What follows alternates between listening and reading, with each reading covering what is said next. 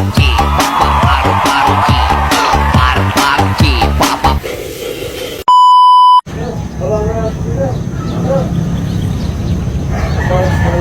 po kami sa Magalang, nagpag po kami ng bagal. Ayaw pa pong meeting ng kasama ko. Yan nga po idol, ginigising po ng aking kasama. Sarap po sa tulog. Ayun, bumangon na po siya at inayos na po yung gamit. Ayun, tinas na po yung lona, pati yung tali.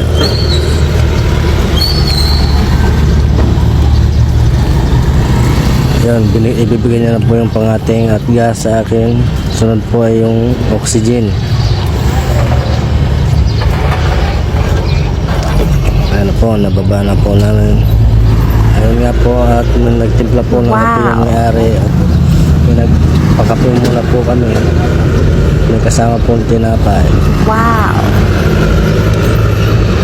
Yun, kape muna kami. Ayaw po tumingin sa camera.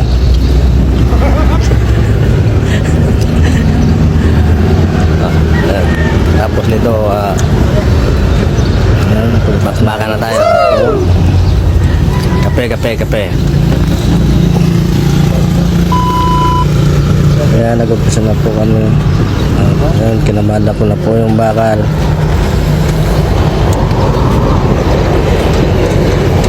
Kasi diretso pa po deliver yan.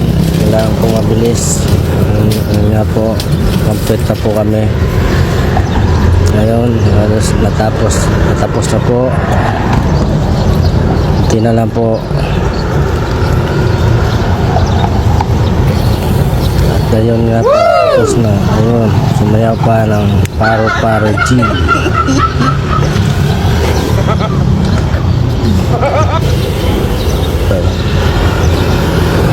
Ayun, tapos na po kami. Naglona po. Ngayon, pauwi na po kami ng diretso na po yan sa Tunawan.